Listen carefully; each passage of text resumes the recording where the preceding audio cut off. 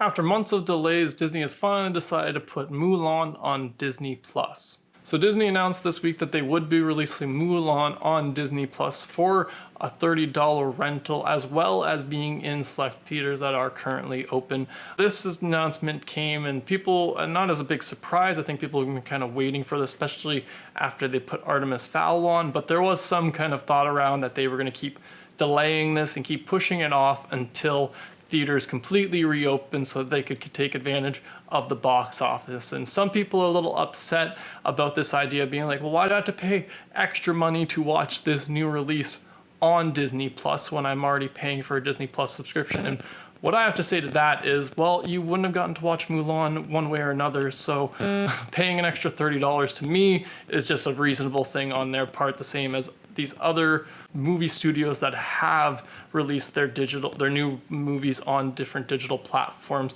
But the reason why I think Disney is the smartest out of all these ones is because Disney's the only one that's putting it on a platform where they get to keep all of the money. When you put something on, when studios put their stuff on iTunes or Google Play, they give up half, I believe it's 50% of the revenue of that. So when you pay for a $5 movie rental on iTunes, let's say, Disney only gets half of that, and Apple keeps the other half. Whereas putting a movie on Disney Plus for $30 extra, Disney gets to keep that whole $30, which is even better than them putting movies in theaters, because theaters, again, they have to split half the costs with theaters. Theaters take half the money, plus it costs money to just get people in theaters and stuff like that. So the fact that they already have a place where people already come every day to watch their specific content, and they have 60 million paying people who are like, yes, we like your content enough that we are willing to pay every month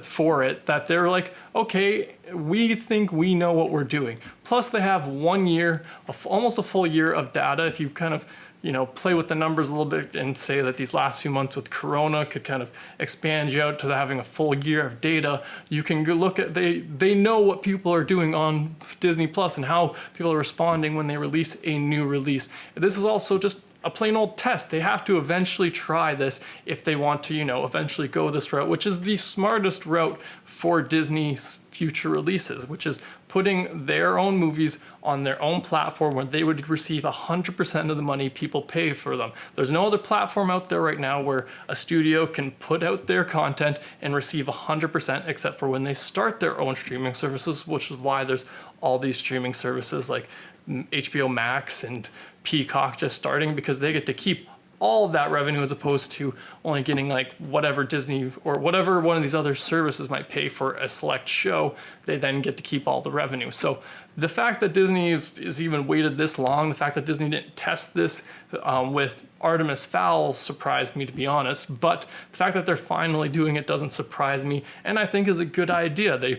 This is, like I said, it's the only way that they can put out a movie and get the most profit for it, as well as being able to put it to a very specific audience. Again, 60 million worldwide users who pay every month saying, yes, I like Disney enough that I'm willing to fork out, and it's not that much for some people, but other people it is a little bit more, and they're willing to fork that out. So the fact that Disney's like, yeah, we're going to test out to see how many of those 60 million people are willing to pay for Mulan, an extra $30 just to watch Mulan. So releasing it on Disney Plus before it's technically released as a kind of test to see how many of their subscribers are truly loyal Disney fans and will watch pretty much anything Disney puts out as soon as they release it. They have data about that already. They know how many of their 60 million users are watching every single new Disney release. They know exactly that because they've been able to collect that data for this last year. And with that data, they know, okay, we've got a certain select amount of these 60 million people who will watch anything Disney puts out. Any new content Disney puts out, they know. So if they take that number and they're like, let's say of the 60 million, probably they're aiming for about 200 million people of their subscribers willing to pay for this worldwide. That's a third of their customer base. That's 33%, which I agree is a little bit of a push, but they also don't have to make up the entire thing on just Disney Plus. Again, there are theaters that are open around the world. They're not as open as they were obviously normally, but there are select theaters with drive-ins and in countries where the restrictions are loosening up. So they have a chance to make their money back on on this, as well as the fact that they've saved some money because they haven't been marketing it for the last few months, and now they can save money marketing because they, again, 60 million people who have the app that they can then push to their emails, can push to the app themselves, that if they visit the app, they'll be able to see an ad for it. All this is cheaper marketing for Disney because they already own the avenue which they can put the marketing. And that's why everybody loves social media, or why big companies like social media. It doesn't cost them extra money to post on their own page. It does cost if they decide to do ads and stuff, but that's a whole other thing. So that's my point, is that it's so much cheaper and so much more profitable for them to put Mulan on Disney Plus and cater to their specific hardcore fans than it is for them to like hold off and keep waiting and maybe seeing if we maybe eventually fully open up. We don't know when that's going to happen. People thought that it was only going to be 2 months that we were going to be closed down, and we're now into month 5 or 6.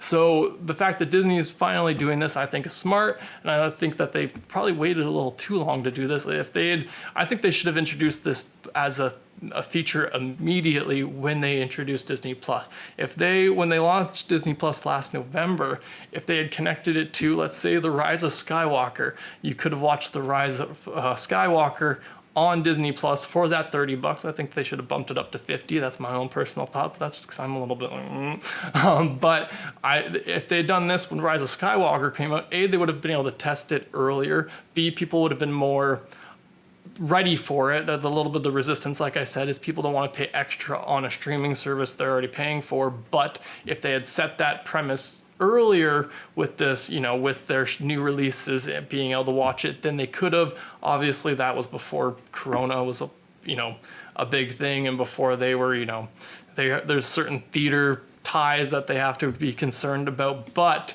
they're also Disney. They can do whatever they want. They, at the moment, I believe, actually get a slightly better rate from theaters and get a little bit more of the percentage than just 50%, but I'm also not 100% sure about that. But yeah, so that's pretty much why I think Disney putting Mulan on Disney Plus is a good idea, and why it's probably the future of all Disney releases. And if you're curious about more of my thoughts on different streaming services, be sure to check out the video or playlist here. But thanks again for joining me today. Subscribe to the channel if you don't already, and have a good one.